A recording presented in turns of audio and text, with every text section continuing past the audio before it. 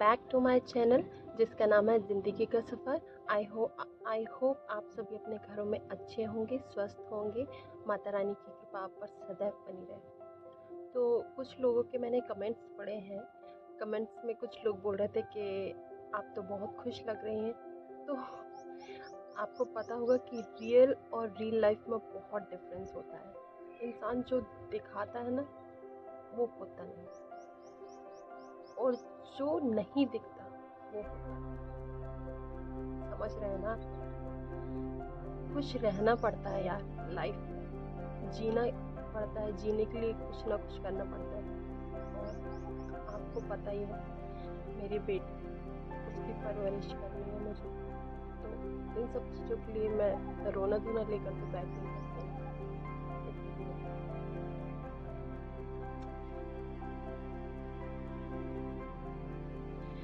21 अप्रैल 2019 मेरी शादी का दिन था। मुझे नहीं पता था, बाद में पता चली ये चीज़ें कि हाँ, उनकी डिमांड थी। और जब तक मेरे पापा ने उनकी सारी शर्तें नहीं मान ली, उन्होंने शादी के लिए भी हाँ नहीं करी थी। मेरे पापा उनकी शर्तें मानते गए, तो उनके मन का जो अंदर जो लालच था उनका, वो दिखता गया, बाहर आता गया।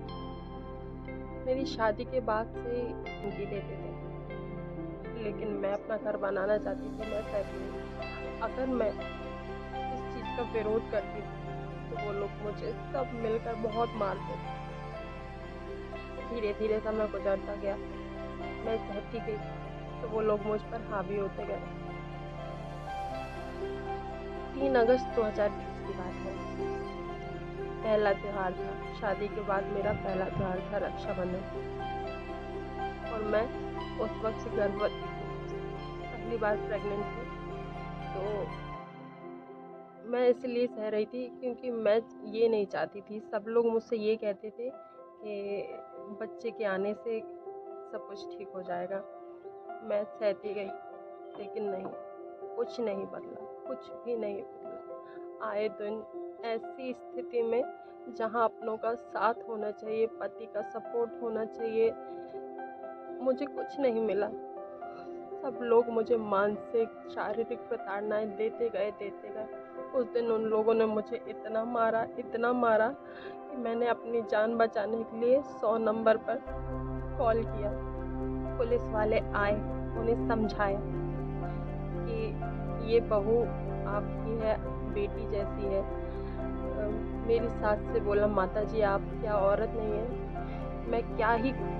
मैंने उनका बहुत सम्मान किया। पर एक औरत को नहीं समझती, तो लानत है उस पर। उन लोगों ने मुझे जान से मारने की बहुत कोशिश की। आए दिन कुछ ना कुछ करके मैं खाना बनाती थी, तो मेरी सास उस पर ज़्यादा नमक मिर्ची डाल देती थी और मेरे पति से मुझे पिटवाती थी। सब मुझे घसीट कर मारते थे। मेरी इतनी चोटें आई थी, उसके बावजूद भी मैं सहती रही। उन लोगों ने मुझे गर्भवती हालत में ही घर से बाहर फेंक दिया। ना कुछ खाने ना पीने, जैसे तैसे मेरे भैया को बुलाया गया और मैं अपने मायके आ गई। उस इंसान ने सारी हदें पार कर दी। उसने फ़ोन बंद कर दिए, ना कोई कॉल ना कोई मैसेज। मैं रोती रही। मेरे घर वाले, मेरे माता पिता, आज अगर वो ना होते तो शायद मैं आपके सामने ना होती। सब उनकी मेहरबानी। मेरा 4 अक्टूबर 2020 को मैंने एक बेटी को जन्म दिया अपने मायके में, जिसका पूरा खर्चा सिर्फ मेरे माता पिता ने उठाया। मैं खुश तो थी कि मुझे एक बेटी मिली है।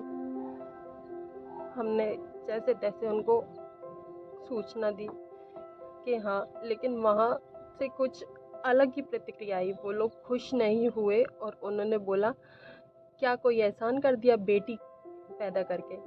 हमें नहीं चाहिए ऐसा करके। कम से कम 3-4 महीने हो गए, मेरी बेटी 4 महीने की हो गई। ना कोई देखने आया, ना कोई पूछने आया, ना किसी ने कोई खबर नहीं ली, कोई खबर नहीं। मैं अपनी बेटी को लेकर अपनी बेटी को लेकर, मैं 4 महीने की बेटी को लेकर अपने ससुराल गई। उन लोगों ने मुझे अंदर नहीं घुसने दिया, जलील किया। मैंने फिर पुलिस का सहारा लिया। मेरे पिता मुझे छोड़कर गए। उन लोगों का व्यवहार और क्रूर हो गया। पहले से ज़्यादा वो फिर मुझे प्रताड़ित करने लगे। मुझे इवन वो इंसान, वो पिता क्या इंसान कहलाने लायक नहीं है। उसने अपने बेटी को नहीं समझा, वो मुझे क्या समझेगा।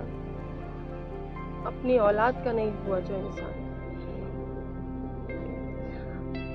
वो मेरे बेटी का दूध छुड़ा लेती थी, उसे खाने पीने नहीं देती थी, कुछ भी नहीं देती थी सास मेरी, और मुझे भी आए दिन प्रताड़ित करती है। मैं सहती गई। काफी वक्त हुआ।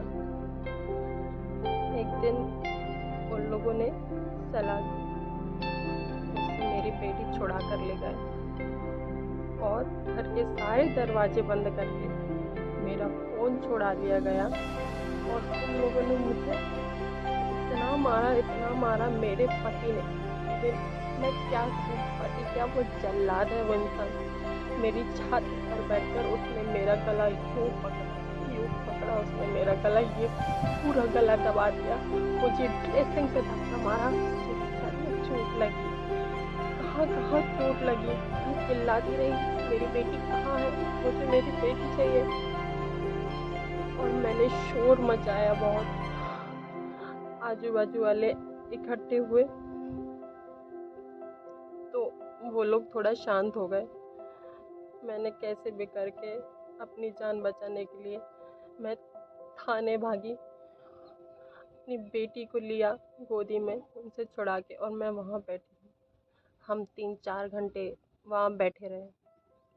मेरी बेटी रोती रही दूध से। मेरे पास कुछ भी नहीं था, ना मैंने कुछ खाया था, ना मैं उसको कुछ खिला सकती थी। मैंने बोला वहाँ पर कि प्लीज़ मेरी बेटी के लिए दूध अरेंज करवा दीजिए। तो वहाँ एक पुलिस वाली थी, तो उसने मेरी बेटी के लिए दूध अरेंज किया। तब से लेके आज तक मैं अपने माता पिता के यहाँ रह रही हूँ। आज मेरी बेटी 3 वर्ष की हो चुकी है और मैं अकेली उसकी परवरिश कर रही हूँ। मेरे माता पिता कर रहे हैं और वो इंसान ऐश कर रहा है, आराम से जी रहा है और खुशी खुशी घूम रहा है सब जगह। उससे बिल्कुल भी शर्म नहीं आती। आप सभी से मेरा निवेदन है, प्लीज़ मुझे सपोर्ट कीजिए, मेरा साथ दीजिए। सफ़र काफ़ी लंबा है, मुझे तय करना है और इसमें मुझे आप सभी के प्यार की, आशीर्वाद की बहुत ज़रूरत है।